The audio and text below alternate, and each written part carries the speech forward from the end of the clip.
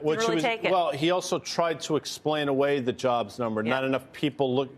So I get it. And this disinflation theme, okay, great job, by the way. And since the beginning of December, clearly this market has me confused, and I've been dead wrong. But just a little bit of math, because why not to start the show with some math? So where the S&P closed today, 4165 or thereabouts, you put an 18 multiple on that, which is historic, decent.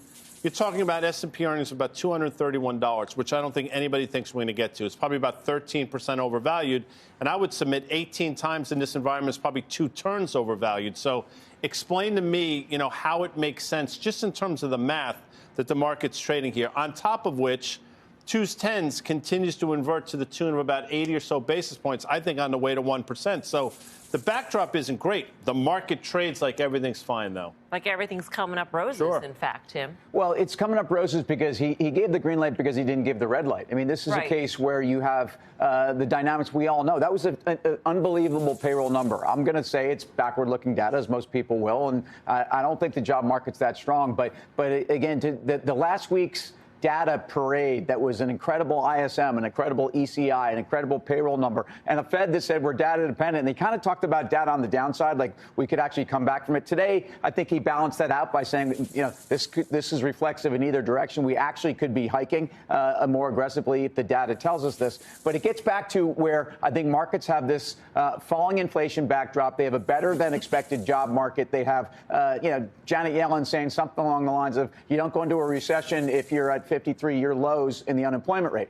Yeah, except for, again, that probably marked the top of the labor market, and I think that was probably yesterday's news. I still think the S&P can get to 43, 43.50. A lot of this is, guys' math is absolutely right. I don't think earnings are great. I don't think the world's in a great place, and I think we're probably going into a recession. But I look at positioning, and I look at where we are, and I look at the triple Qs outperforming the S&P and the SMH outperforming the triple Qs. That's a formula where you have a lot of market cap that can take you higher.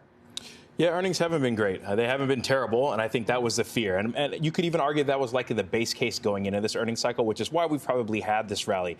But they have, if you were to extrapolate, declined about 4 or 5%. So we're looking at declining earnings growth and multiple expansion, which I think those two things just don't really reconcile. As far your question about did Powell give the green light? I don't think he has given the green light. Even when he used disinflationary 15 times, I don't think he's given the green light. We just continue to run these red lights, and the market has continued to kind of outperform. But I think what I saw from Powell today, which is a bit of a change of tune, is his acknowledging what the data is saying. I think if he had continued to push forward and echo essentially the sentiments of Neel Kashkari, we would have felt as if he was tone deaf to data that is being released. And so for me, I at least saw someone who was taking in data, saying, listen, here's the possible 2 paths forward, and we are, in fact, in tune with the releases that are coming out, which to me gives it more credibility and offsets the credibility issue that they had leading up to. By the way, Dan, you need to raise him the traffic metaphor. So you got it. I don't play. That's your game. Okay. It's interesting. Okay, it is. Guy says wrong. Right. Guy will play. I know. Sure I will. Yeah, he will. Listen.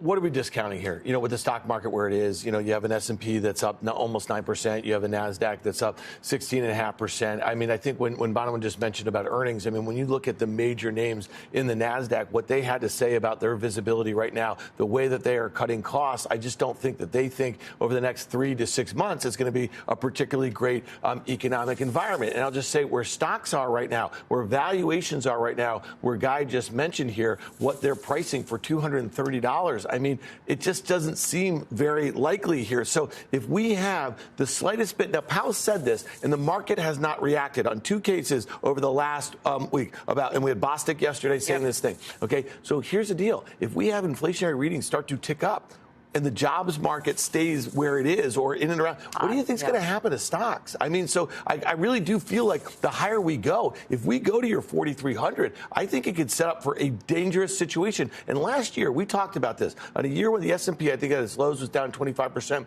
NASDAQ was down nearly 35%, it was orderly on the way down. We had these, we never had a bit of panic here. The VIX was only above 30. It felt like for a few minutes, when it did that, and that was the time that you bought stocks, right? And we had these huge, big rallies. So I think we're in the midst of one of those rallies here. And what makes me nervous is the disregard for the fact that the Fed is telling you that rates are going to stay elevated for longer, but it's pricing in something all different.